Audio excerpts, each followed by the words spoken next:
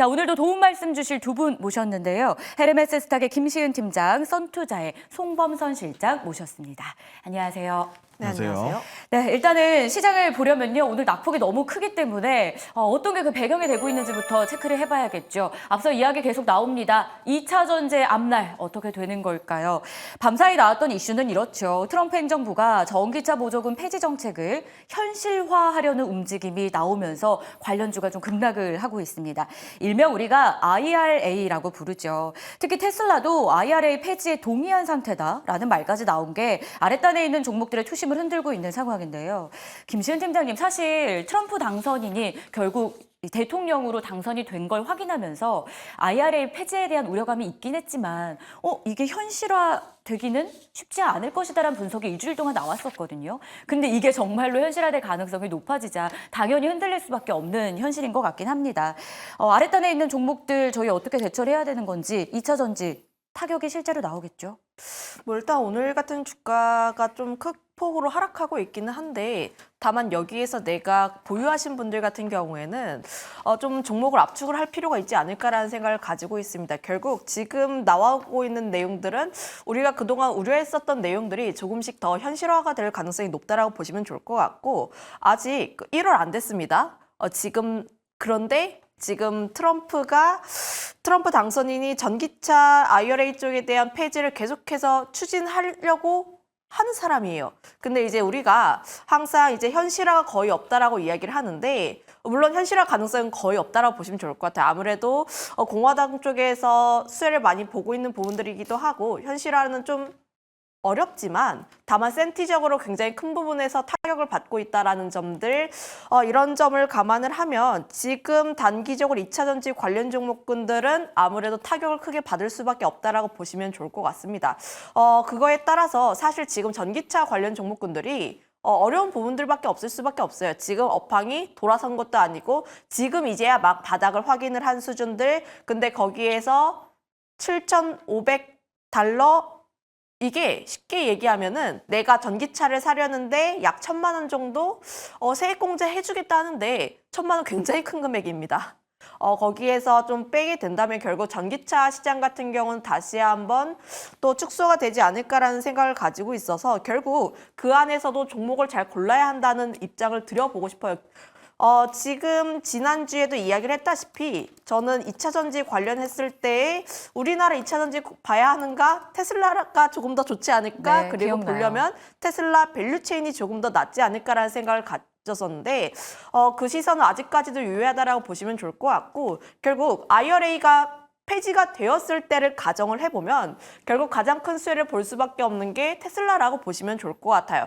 아직까지 지금 전기차 쪽에서 그렇다 할 수익이 나오지 않는 상황들 근데 결국 폐지가 되게 되었을 때 가장 우위에 있을 수 있는 기업은 브랜드 파워가 있는 쪽이라고 보시면 좋을 것 같습니다. 거기다 테슬라는 전기차뿐만 아니라 지금 뭐 FSD라든지 혹은 뭐 충전 인프라라든지 굉장히 다양한 사업을 구축을 하고 있기 때문에 결국 저는 그 안에서도 우리가 2차 전지 캐즘 구간에 들어왔을 때도 당시에도 우리가 봐야 하는 건 캐즘 구간에서 살아남을 수 있는 기업 을 좀 더 중점을 봐야 한다라고 이야기를 했다시피 지금 역시도 좀 더 종목을 압축을 해볼 필요가 있지 않을까라는 생각을 가지고 있고 그 안에서 조금 더 탄력적으로 움직일 수 있는 쪽은 저는 LG에너지 솔루션이 그래도 조금 더 낫지 않을까라는 생각을 가지고 있어서 종목은 이제 엔솔 쪽만 좀 긍정에 대한 의견을 한번 드려보도록 하겠습니다. LG엔솔 지금 9% 밀리면서 38만 3,500원 선에서 거래되고 있습니다. 그럼에도 긍정적인 뷰이신가요? 사실 2차 전지 관련했을 때 뭐 셀도 있고 소재도 있고 장비도 있고 굉장히 다양한 기업들이 있기는 한데 다만 이런 내용들이 우려에 대한 내용들 때문에 큰 폭의 하락세가 나온 부분이라고 보시면 좋을 것 같아요. 저는 그래서 사실 2차 전지 관련했을 때 내가 2차 전지 종목을 갖고 싶다 하시는 분들은 앞서 이야기를 했다시피 종목을 조금 더 압축하는 전략들 그럼 다른 좀 안 좋은 기업들을 조금 매도를 하시고 오히려 한 종목에 조금 더 넣는 게 가장 중요하다라고 보시면 좋을 것 같은데 그럼 거기에서 2차 전지 섹터가 다시 한번 반등이 나왔을 때 어떤 기업이 먼저 대장에 대한 역할을 해줄 수 있을 것인가를 네. 생각을 해보면은 항상 엔솔 쪽이 먼저 대장에 대한 역할을 했습니다. 뭐 과거에는 에코프로 이런 쪽에서의 대장 역할을 했는데 최근에서는 엔솔 쪽에서의 대장 역할을 진행하고 있고 결국 테슬라라는 중심을 한번 보게 되었을 때 저는 엔솔이 조금 더 적합해 보이지 않을까라는 의견들 좀 가격대로 보게 되었을 때 지금 이 종목이 37만 원 라인대에서 다시 한번 좀 아랫꼬리를 달면서 올라가는 흐름들이 계속 나와주고 있어요. 내가 매수를 좀 이렇게 분할적으로 조금 더 한다 하고 싶으신 분들은 37만 원 라인대까지는 조금 더 기다려보자라는 의견도 드려보도록 하겠습니다. 2차 전지 안에서도 종목을 이제 좀 선별을 해야 되는 상황인데 이렇게 다 같이 무너졌다가 분명 반등이 나온다면 대장 위주로 그 안에서도 LG엔솔이 그 역할을 그동안 해와줬고 앞으로도 그럴 가능성을 높게 봅니다. 가격 전략도 좀 기억을 해봐야 될 것 같은데요. 사실 테슬라에 직접 투자하는 게 더 좋겠다라는 의견 지난주에도 주셨기 때문에 이에 대한 궁금증도 생깁니다. 왜냐하면 송 실장님도 뉴스 보셨겠지만 테슬라가 IRA 폐지에 대해서 우리도 동의한다라는 의사를 밝혔거든요. 사실 이게 주가에도 하락 요소가 되면서 시총도 1조 달러를 하회하는 밤사이 흐름을 보였던 게 테슬라입니다. 악재가 될 걸 알면서도 동의했다라는 게 의아했어요. 근데 그 내용을 들여다보니까 우리는 보조금 없이도 잘할 수 있다. 그러니까 보조금 의존도가 높은 기업들 먼저 제치고 그들이 못 따라오기에 막고 우리는 우리 갈 길을 가겠다라는 그런 의도로도 해석이 되더라고요. 그럼 정말 테슬라 지금이 매수 기회가 될까요? 뭐 독점을 하겠다는 거죠. 뭐 미국 시장 내에서 어느 정도 약간 TSMC가 지금 뭐 파운드리 쪽에서 거의 독점을 차지하듯이 그런 생태계를 독과점 체제로 만들겠다 이런 의미인 것 같습니다. 자, 그래서 테슬라 상황에서 굉장히 좀 유리한 부분은 맞는 거고, 뭐 테슬라 괜찮은데 저는 지금 IRA 관련해서 좀 다른 시각으로 보고 있는데 IRA에서 우리가 이제 예전부터 말이 계속 나왔었어요. 저는 지금 바뀐 거는 거의 없다고 봅니다. 왜냐하면은 간밤사에 나왔던 거는 이제 트럼프 당선인의 입장이죠. 이 IRA를 폐기하겠다라고 지금 추진을 하겠다 이건데 이거는 뭐 예전에 한 달, 두 달 전부터 계속 말했던 겁니다. 선거 유세할 때부터 그랬고 그때도 이제 뭐 한 달, 두 달 전에도 머스크도 같이 따라다니면서 그런 것들 알면서도 저도 동의합니다라고 했었던 부분이기 때문에 새로운 뉴스가 아니다라고 좀 판단을 하고 있고요. 이 IRA라는 거를 지금 만약 트럼프 대통령이 취임하고 나서 이제 좀 추진을 하잖아요. 추진을 했을 때 과연 진짜 폐지할 수 있는 것인가 이거를 좀 우리가 좀 따져볼 필요가 있어요. 자, 그런데 지금 정확히 말씀드리면 전 힘들다라고 보고 있어요. 아직까지. 왜냐하면은 지금 설문조사 비영리 단체인 클라이밋 체인지 커뮤니케이션스의 이 설문조사에 따르면요, 공화당 유권자 내에서 약 70%가 IRA 존속을 지지하고 있습니다.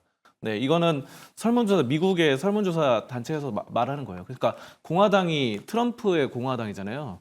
그리고 민주당 쪽에서 90% 이상이 지금 IRA 존속을 지지합니다. 그러니까 공화당 내에서도 특히 뭐 조지아주 이런 데 있잖아요. 조지아주 같은 데는 굉장히 그 2차 전지 업계가 많아요. 근데 이제 여기서는 상당히 많이 좀 지지를 한다. IRA 지지. 그래서 조지아주 같은 경우에는 뭐 하나큐셀, 현대차 이런 우리나라 업체들이 지금 들어가 있고 테네시주, 미국의 테네시주 같은 경우도 LG 엔솔 이런 업체들이 들어가 있는데 조지아나 테네시주 둘 다 이 한국 기업과 일자리를 지킬 것이다 이렇게 밝히고 있거든요. 그래서 제가 봤을 때는 지금 하락하고 있는 부분들 어느 정도 심리적인 부분들이 많이 반영됐다. 새로운 뉴스처럼 포장을 하고 나왔지만 사실 새롭지 않다.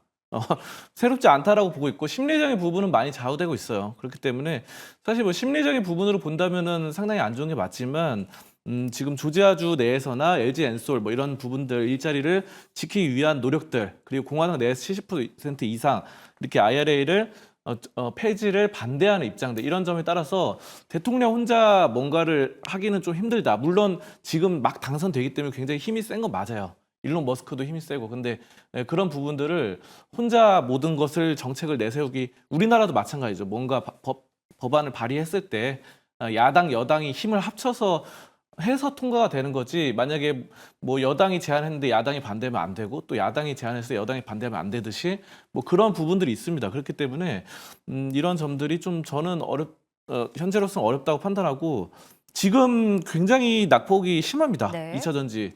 주도. 저 같은 경우는 오늘 포스코 홀딩스가 10%, 11%대 하락이 나오는데 이 종목에 대한 정체성을 좀 말씀드리면은 2차 전지이기도 하지만 철강 업체이기도 하죠. 용광로 철강 업체이기 때문에 그런 철강 업체에 대한 탄탄한 능력 그리고 포스코홀딩스 같은 경우는 아르헨티나에 그 리튬 염호가 있습니다. 리튬 염호 엄청나게 큰 부질이 있어요. 여러분 찾아보시면 아시는데 포스코홀딩스는 리튬 염호를 아르헨티나에 100조 원 가량의 그런 가치를 보유하고 있거든요. 그러니까 이 자산 가치만 해도 리튬이라는 거는 여러분들 뭐 2차 전지 공부하신 분들 다 아시다시피 2차 전지의 핵심 원료잖아요. 현재까지는. 그렇기 때문에 그런 리튬 가격의 등락에 따라서 많이 움직이잖아요. 2차 전지 업계가. 그런 것들이기 때문에 리튬 원호에 대한 자산 가치 또 철강 업계의 막강한 능력 그리고 포스코 그룹 자체가 여러 가지 사업들을 많이 하기 때문에 포스코 홀딩스가 현재로서는 저는 뭐 다시 반등이 가능하다 이렇게 좀 판단하고 있습니다. 네, 김시은 팀장님은 LG에너지솔루션을 2차 전지 안에서 선별한다면 탑픽이 될 것이다라는 분석이었고요. 송범선 실장님은 포스코 홀딩스에 대한 매력을 제시해 주셨습니다. 각각의 깊이 있는 내용은 조금 더 들여다봐야 될 텐데요. 한 가지 또 궁금하실 부분이 ESS 관련한 부분일 것 같아요. 왜냐하면 이 세액공제로 인해서 결국에는 이 혜택을 못 받을까 봐 우리가 우려하고 있는 건데 여기서 좀 더 자유로운 쪽이 ESS가 되지 않을까 그런 생각도 들거든요. 돌파구로서의 역할 ESS가 가능할까요, 김 팀장님? 일단 뭐 가능하다라고 보시면 좋을 것 같아요. 결국 2차 전지 섹터가 좋지 않았을 때에 좀 그래도 나름 선방했던 게 ESS 쪽이었다라고 보시면 좋을 것 같은데 다만 오늘 같은 시장에서는 2차 전지 쪽에서의 투심이 굉장히 안 좋다 보니까 함께 끌려 내려가고 있는 모습들이 나오고는 있어요. 그럼에도 불구하고 ESS 같은 경우에는 좀 좋아질 가능성이 높은 게 지금 원자재 가격이 굉장히 낮고 뭐 신재생 쪽이라든지 혹은 ESS 특히 전력을 저장하려는 부분들에서의 수요가 계속 늘어나는 부분이라고 보시면 좋을 것 같아서 그나마 2차 전지 sek터 내에서 매출이 선방하고 있는 쪽은 ESS가 되지 않을까라는 생각을 가지고 있어서 좀 관심 있게는 볼 필요가 있다. 다만 뭐 항상 대장 역할하고 있는 게 서진 시스템이라는 기업인데 항상 이 기업 같은 경우가 3만 원에서 3만 1,000원 라인대를 좀 뚫고 올라가지 못하고 있는 모습들이 나오고 있어서 결국 이 종목을 선택을 할 때도 박스권 매매 특히 타점이 조금 더 중요하다라는 의견도 한번 드려보도록 하겠습니다. 네, 이렇게 해서 2차 전지 급락에 따른 투자 심리가 흔들리는 상황에 대해서 도움 말씀을 전해드렸습니다. 자, 그리고 또 한 가지 밤사이 이슈가 됐던 부분이 있었죠. 우리의 고민입니다. 환율. 며칠째 1,400원을 상회하고 있다 보니 안 그래도 외국인의 수급까지 겹쳐서 우리가 고민을 하던 찰나에 미국 재무부가 한국을 다시 환율 관찰 대상국으로 지정합니다. 작년 하반기와 올해 상반기에 제외했었다 이번에 다시 한국의 이름을 올린 건데요. 이로 인해서 증시 영향에는 어떤 것들이 있을지 좀 알아봐야 되겠습니다. 송범선 실장님, 관찰 대상 국가가 된 배경에 대미 무역 흑자, 여기에 경상수지 흑자를 기록한 게 있더라고요. 미국 입장에서 한국이 미국 산업을 위협하고 있다. 뭐 지금 이렇게 해석되고 있는 상황입니까?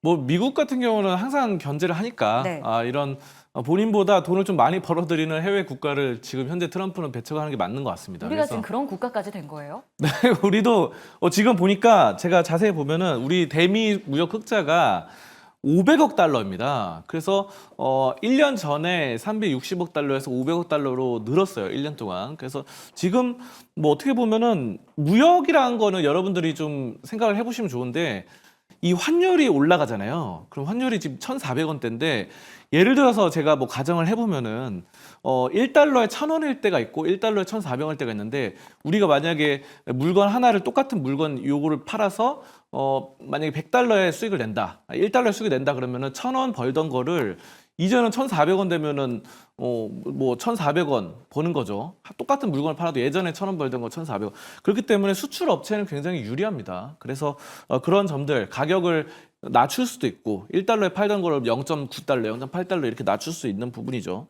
자, 그렇기 때문에 지금 500억 달러에 달해서 이 기준이란 게 아까 전에 말씀해 주셨다시피 지금 이런 관찰 대상국에 포함되려면 3가지 기준이 있는데 2가지가 이상이 돼야 돼요. 2가지가 돼야 되는데 우리나라 같은 경우는 지금 무역 흑자, 대미 무역 흑자 500억 달러인데 기준치가 150억 달러 이상입니다. 근데 이제 그거보다 한 3배 이상 500억 달러 이상이니까 상당히 좀 높은 상황이고 이러한 부분들이 환율이 좀 더 높아지면서 그런 점들도 좀 반영한 것 같아요. 그래서 가격적인 부분을 다운시키면은 1달러에 팔던 거를 0.9달러에 팔아도 우리는 비슷한 수익을 챙겨갈 수 있다라는 측면 보실 수 있겠고 또 뭐 경상수지 흑자 이런 점들도 급증하고 있습니다.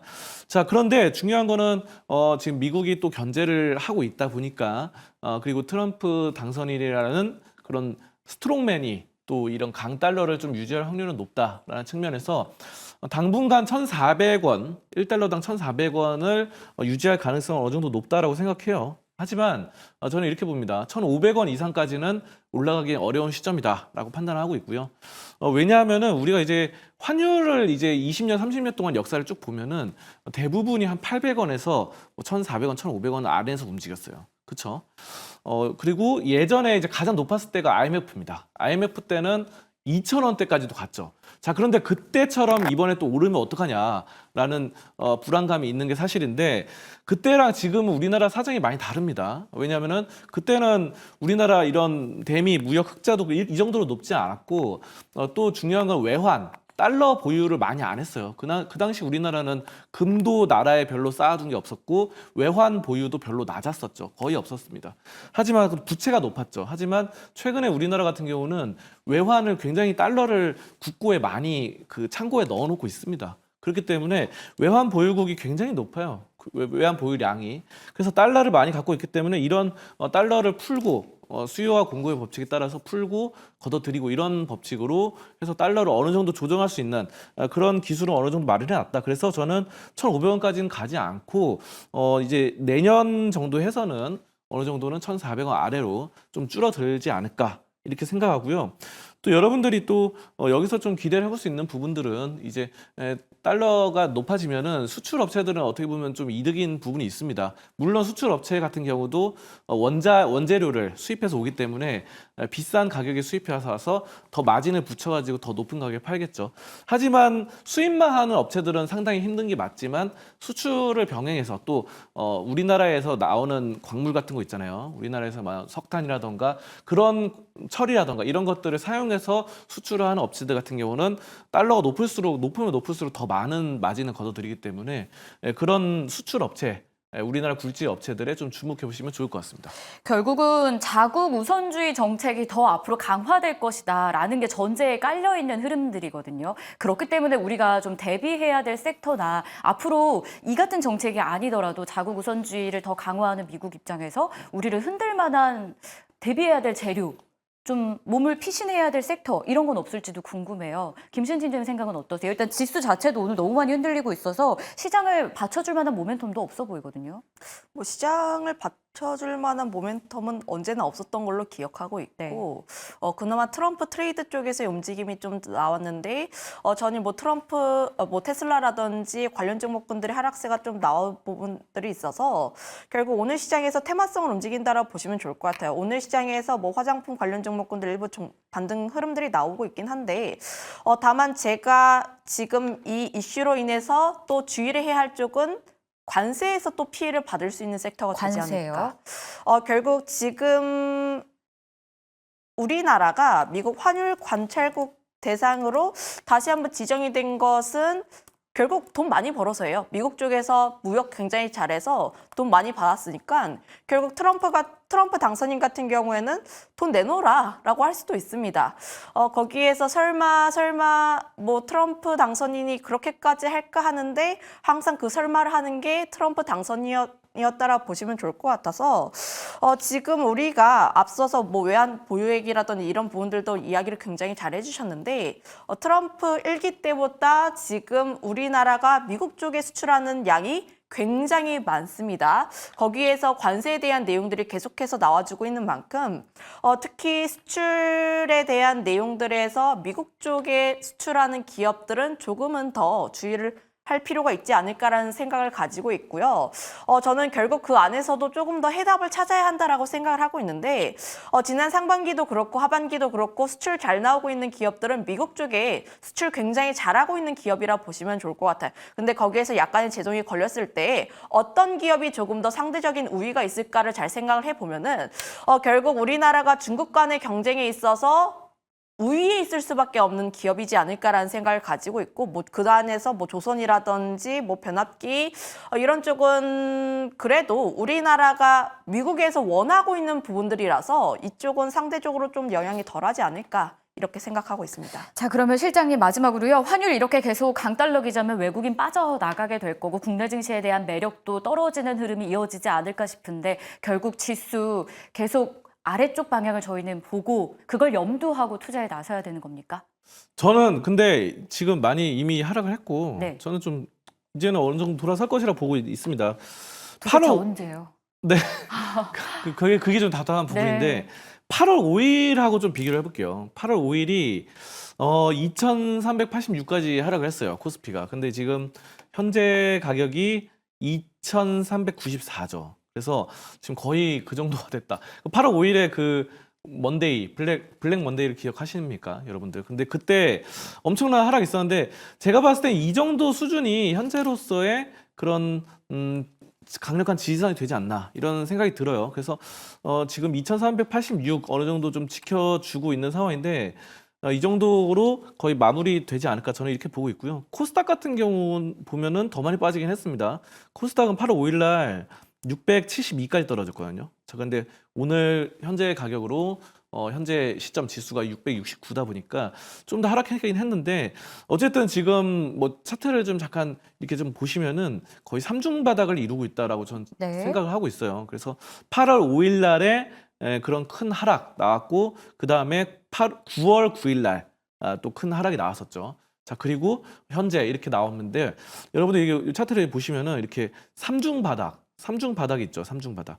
그래서 이렇게 삼중 바닥으로 해서 이렇게 올라가고 있는데 여기가 좀 강력한 지지선이다 보고 저는 현재 구간에서 이미 악재가 많이 나올 건 나왔다라고 판단하고 있고요. 기술적 부분 이거는 지금 코스닥 지수인데 코스피도 마찬가지입니다. 코스피 같은 경우도 여러분들 보시면은 어느 정도 지금 보시면은 여기 8월 5일과 마찬가지로 지금 여기 정도에 머무르고 있다라는 측면으로 볼 수 있을 것 같아요. 그래서 이렇게 코스피 같은 경우도 2중 바닥, 3중 바닥으로 어느 정도 되지 않을까. 이런 미국 트럼프 당선인에 대한 리스크 같은 경우가 이미 많이 반영이 됐기 때문에 또 IRA 같은 경우도 이미 나올 만큼 많이 나왔던 부분이고 고환율 1,400원대 되는 것도 어느 정도 이렇게 올라가다가 지금 이렇게 많이는 안 올라오고 이렇게 약간 횡보세인 것 같아요.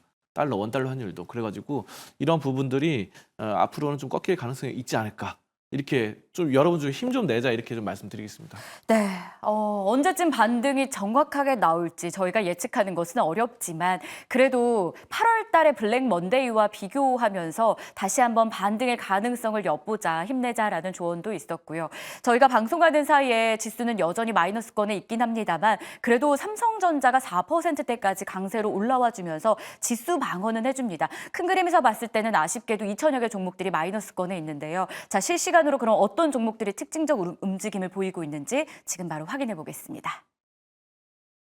10시 24분 현구가 외국인의 순매도세가 계속 등장하면서 시장 약세 이어가고 있습니다. 가장 중요한 키워드는 바로 강달러 기조와 환율, 관찰 예상국 지정, 그리고 파월 연준 의장의 발언이 있겠죠. 그렇지만 현 구간에서 저희가 어떤 종목을 통해서 투자 포인트 얻을 수 있는지 오늘의 특징주 하나씩 열어보겠습니다. 오늘 삼성전자와 SK하이닉스 체크해 보겠습니다. 저점에서 반등하며 삼성전자 무려 4%가량 상승해주고 있고요. SK하이닉스도 3.12% 상승하고 있는데요. 누가 삼성전자를 가장 많이 사나 봤더니 골드만삭스와 메릴 린치 등 외국계 증권사가 대거 매수하고 있습니다. 과연 삼성전자 오늘을 기점으로 연속적인 상승폭 보여줄 수 있을지 조금 더 철저한 전략 알아보도록 하시고요. SK하이닉스도 3% 가까이 상승하고 있죠. 11월 20일이면 엔비디아의 실적 발표가 예측되어 있습니다. 외국계 증권사들은 엔비디아 실적에 기대를 하면서 목표 주가를 일제히 상향하고 있는데요. 과연 국내 반도체 종목도 그 흐름을 따라갈 수 있을지 오늘 반도체 전략과 향방에 대해서 전략 알아보도록 하겠습니다. 다음 종목도 함께 열어보겠습니다. 이 미국과 중국 사이의 이 기술 분쟁이 반도체에서도 히토류로 넘어가고 있다라는 소식 들려오기도 했었습니다. 오늘 히토류 관련 종목도 일제히 상승하고 있지만 장 초반 대비해서는 윗꼬리가 조금 길게 달려 있습니다. 하지만 중국이 히토류라는 키워드를 이 보복 카드로 꺼내든 만큼 다음 주 내내 계속해서 이 키워드가 등장할 것으로 예측되고 있는데요. 과연 개인 투자자의 입장에서 히토류 관련 종목들 테마적으로 어떤 대응이 필요할지 알아보도록 하겠습니다. 다음 종목도 함께 열어보시죠. 오늘 상승하고 있는 섹터의 가장 큰 키워드는 바로 로보주입니다. 오늘 장 초반부터 상승하면서 그 대장주의 자리를 로보가 차지하고 있는데요. 현재도 15% 넘게 급등하는 모습 나와주고 있습니다. 물론 미증시에서는 트럼프 트레이드 관련 종목들이 약세 흐름 이어가고 있긴 하지만 오늘 국내 증시에서는 계속해서 이번 주 내내 우주항공과 AI, 재건, 로봇에 이어서 관련 섹터들 상승 흐름 나오고 있는 만큼 로봇 섹터 전략 세워보도록 하시죠. 마지막 종목도 알아보도록 하겠습니다. 이런 종목들은 상승하고 있지만 시장에서 조선주 관련된 종목들은 오히려 하락폭 이어가고 있는데요. 과연 조선주 전망은 어떻게 봐야 하는지까지 전략 세워보도록 하겠습니다. 여기까지 10시 26분 기준 특징주 알아봤고요. 오늘 시장 정확한 종목에 대한 진단, 증시오늘 2부에서 알아보시죠. 네, 앞서서도 보셨다시피 시장은 여전히 테마 장세가 짙습니다. 그 가운데서도 지수를 방어하고 있는 쪽은 반도체 대표 주자들이겠죠. 삼성전자가 4%, SK하이닉스가 3%대 오름권역을 보여주고 있습니다. 하지만 문제는 이들 기업들의 반등이 그저 기술적 반등에 불과하다라는 소식이 전해지고 있어서 우리가 이걸 투자에 어떻게 반영해야 되는지 그게 또 고민이 되고 있습니다. 삼성전자는 지금 5거래일 만에 반등이고요. SK하이닉스가 5거래일 만에 반등에 나서고 있고 삼성전자가 6거래일 만에 반등에 나서고 있는 오늘장의 흐름인데요. 김신 팀장님, 반도체 대표 주자들 저희 지금 이 시점에서는 어떤 시각으로 바라봐야 되는 겁니까? 우려 반, 기대 반이라고 보시면 좋을 것 같아요. 사실 이제 반도체와 관련했을 때 항상 안 좋은 내용들만 나왔고 그나마 좀 좋은 내용이라고 하면 가격적인 부분이라고 보시면 좋을 것 같습니다. 사실 삼성전자가 어제의 내용들과 오늘의 내용들이 크게 다른 내용들은 없어요. 다른 점이 있다면 이제 4자를 한번 찍었다라는 거죠. 네. 근데 4자를 찍게 되면서 많은 투자자분들께서 이 정도의 가격이면 그래도 기계적인 매수를 해야겠다. 그런 심리가 발동되면서 오늘의 상승세가 나온 것이 아닌가라는 생각을 가지고 있고요. 결국 이쪽에서의 큰 폭의 다시 한번 회복세는 조금 더 연속성을 지켜볼 필요가 있기는 하나 다만 그럼에도 불구하고 삼성전자 같은 경우는 좀 저는 분할 매수에 대한 관점이라 보시면 좋을 것 같습니다. 항상 PBR 이하에서 좀 매수를 했을 때에 좀 긍정적인 성과가 나온 부분들이 굉장히 많다라고 보시면 좋을 것 같고요. 다만 시간적인 부분에 있어서 너무 좋다. 이건 아닙니다. 좀 시간은 좀 걸릴 수 있다라는 점들 아무래도 삼성전자가 HBM 쪽에서의 퀄 테스트에 대한 부분들이라든지 혹은 지금 내년 디램 가격에 대한 하락 내용들까지 나온 부분들이 있어서 이런 점들까지는 좀 우려에 대한 요소로는 조금 남아있다라고 보시면 좋을 것 같아요. 그럼에도 불구하고 저는 외국인 쪽의 매도세가 내년부터는 좀 진정되길 바란다라고 보시면 좋을 것 같은데 항상 북클로징이 되었을 때 좀 올해와 그리고 내년에 대한 흐름들이 좀 수급적인 측면에서 바뀔 수 있지 않을까라는 생각을 가지고 있어서 내년까지는 조금 더 바라볼 필요는 있지 않을까라는 생각도 가지고 있습니다. 하지만 그렇게 생각하기에는 지금 반도체 안에서도 삼성전자, SK하이닉스, 한미반도체 정도만 상승을 하고요. 한미반도체도 사실은 강보합권 정도거든요. 나머지 반도체 주자들은 일제히 또 약세를 기록하고 있습니다. 반도체 자체에 대한 투심 회복으로 판단하기엔 좀 이를 것 같기도 한데요. 송 실장님은 지금 현 상황에 대해 어떤 판단하시는지 대표 주자들이 어쨌든 살아나야 아랫단도 같이 올라오게 될 텐데 오늘의 반등 어떤 해석하셨습니까? 삼성전자 지금 5%대 반등하면서 굉장히 좀 살아나고 있고. 근데 또 후반부에 밀릴 가능성도 있잖아요. 최근 시장 본다면요. 그렇죠. 최근에 뭐 삼성전자에서 숫자 삼성전자라는 말까지 나오더라고요. 네. 자, 그런데 저는 좀 그 부분은 좀 힘들다라고 판단하고 어제 49,900원까지 떨어졌던 것도 상당히 좀 약간 밀어붙였다라고 보고 있는데 외국인들의 매도세가 물론 오늘도 나오고 있습니다. 하지만 어느 정도의 좀 반등세에 좀 자리를 잡고 있는 상황으로 해석되고 반도체도 그렇지만 여러 가지 삼성전자 자체의 자산 가치가 굉장히 풍부합니다. 그렇기 때문에 매출 부분도 그렇고 아까 전에 제가 환율이 높아지면은 수출업체들이 좋아진다고 말씀드렸잖아요. 네. 지금 환율이 1,400원.